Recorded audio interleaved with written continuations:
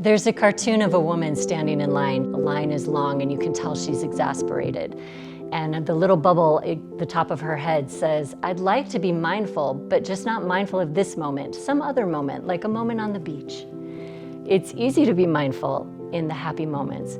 It's harder to be mindful when there are big emotions like shame or guilt or fear that are getting in the way of feeling those more subtle spiritual messages or even the joy that can be present in life.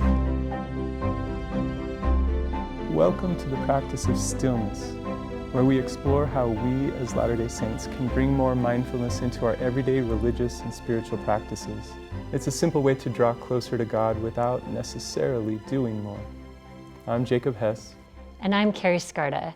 In our faith, we talk a lot about joy and peace and love and gratitude, but when intense emotions overwhelm us, it's hard to feel any of that, let alone the still small voice of the Spirit.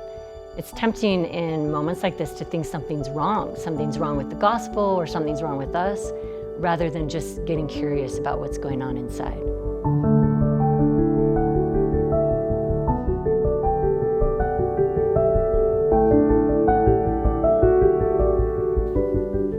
Instead of just trying to make these uncomfortable emotions go away, you can take that as an opportunity to listen to the emotions. See if there's something they might occasionally teach you. You probably know what it's like to have strong anger or sadness or fear dominate. It's really quickly when the sweet, sacred, and subtle gets covered up by that. You might even start to forget what sweetness or the Spirit feels like. In moments like this, first do what you do with a bully getting in your face, push back on intrusive thoughts and emotions, and watch the mind weather and the heart weather with a little breathing space, and don't take it so personally or so literally. Healing really can happen, and you don't have to be hijacked by this kind of intense emotion forever. Some of the times when I've seen the greatest suffering emotionally is when friends of mine are feeling intense pain, despair, fear, rage, and they feel tyrannized by the emotion. It's dominating their reality so much, and they mostly just take that emotion as a reflection of reality. And I've seen instances where they are liberated by the idea that they can push back on this intense emotion. They can watch it and not just be the emotion. They can experience the sorrow and not just be the sorrow, if that makes sense. Yeah, absolutely. That I'm not defined by the emotional experience that I am going through. Right, and they can experience intense anger and observe it without just being full of it. And panic, you can experience panic. I've worked with people with panic attacks, and they can learn some of these principles and feel the panic coming through them. One of my mentors was on the Golden Gate Bridge. Driving on the Golden Gate Bridge, the panic attack hits. And she was just coming back from practicing some meditation. She's like, oh no! She didn't like high places. She started to breathe, feel the panic coming through her body, and she said the panic came up, through, and left her. And the fascinating thing is she didn't even know that was possible. Previously, it was just the strong emotion would come and sweep her away, but in this case, she realized that she could do some things that could help ground her underneath the intense emotion. And this is where I think people start to suffer less, because they're like, okay, I am panicking, but I'm not going to panic about the panic. I'm feeling depressed, but I'm not going to go into this spiral of depression about the depression. And I tease my wife because she sometimes gets angry and then angry at herself for being angry. Yep. Just cut out the second one. Yep. Just deal with these intense emotions more objectively. I think of it sometimes as standing on a cliff and watching a storm that's rolling in from the distance. That it's not my responsibility to control the storm. I can't control the storm. But I can observe the storm coming in and then observe the storm leaving. I don't have to be afraid of that either, that I can just observe it. And then we can watch the storm on the other side of a window with our slippers on and our hot cocoa and our blanket and we really can be fine. And we can focus on the ways to kind of stay safe ourselves as we observe the emotional storms. Right?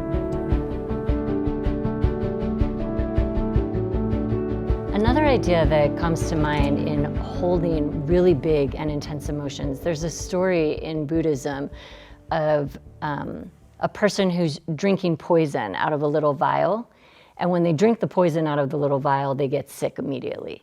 But when they take the poison and they pour it into a big freshwater lake and let it dissipate, and then drink from the lake, they don't get sick. And the idea being that these intense emotions, when we're taking them straight, they can overwhelm us. But when we stretch our capacity to hold them in perspective, and that we're bigger than this, that my life experience and who I am is bigger than this vial of poison, then we can experience the poison. We're not trying to get rid of it. We can still experience it, but it doesn't make us so sick. It's not so hard. Another story that comes to mind as we think about holding really big and difficult emotions is I think about the Savior when he learned that John the Baptist had been murdered. This was one of his dearest, closest friends. And I think it's pretty clear from the scriptures that this struck Christ very hard, that this was a really difficult moment for him. And it's interesting to see what he does in that moment. He doesn't actually go out and serve. He doesn't give a big sermon. Instead, he retreats into the desert in solitude and in communion with God one-on-one to process that and to digest that. And I think sometimes when we're struck with really big, hard things in life, we can follow the Savior's example and just step back and allow ourselves the space and the time to digest that hard thing and be present with God in it. What would Jesus do? What would Jesus do? Sometimes he would just be still. Yeah. And I have found, and others that I've worked with, one of the biggest surprises that can come out of that stillness is when you rest in a place underneath the heavy emotions, you tap into a place that's not dominated by the heavy emotions. So you can rest in an awareness of depression and find that your awareness of depression is not depressed. And your awareness of anxiety is not anxious. Your awareness of chronic pain isn't actually in pain, etc. And that's pretty liberating. And as a Christian, I think what that says is our spirit that we can learn to rest in is much more whole than we can imagine. And if we can be, as the scriptures say, spiritually minded, then we can go about life with a lot more resilience. Well, and we're connecting, right, to the vine, like Christ describes himself as the vine that we're connecting to. And when we're connected to that vine, we are given strength and resiliency, even in difficult times. So to bring in a personal example, the last couple of years in our family, we've been dealing with some of those health situations that we never imagined. Very painful in a lot of ways. The death of a daughter and chronic illness in another. And we have never experienced more joy, more peace, more love than during this time. So that, I think for me, represents the optimism of the gospel message, that no matter how difficult things get, there's something else underneath it, above it, around it that we can tap into somehow. And it doesn't make sense to just, secular, natural ways of thinking. We shouldn't be feeling this, But that's the good news. I can relate to that. When I was going through my divorce is actually when I was first, I believe, prompted to look into mindfulness. And that's a strange time to look into being more present because there was nothing I wanted to get out of more than that experience. But I do believe that God allowed me to learn about mindfulness in that moment of going through something that was so painful because he wanted me to see how he was with me in that moment. That was so hard.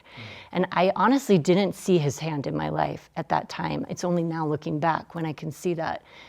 But he was there with me, even in the pain of that moment. And being more mindful and being more present allowed me to begin to see that. So Carrie and I know that we're not the only ones who have been through some challenging things. If this is one of the moments that finds you having some really difficult emotions, we hope some of what we've shared has been helpful. And we hope that you won't give up on a future where joy, peace, and healing come into your life that you can hardly imagine right now. Thank you for sitting with us in the practice of stillness today.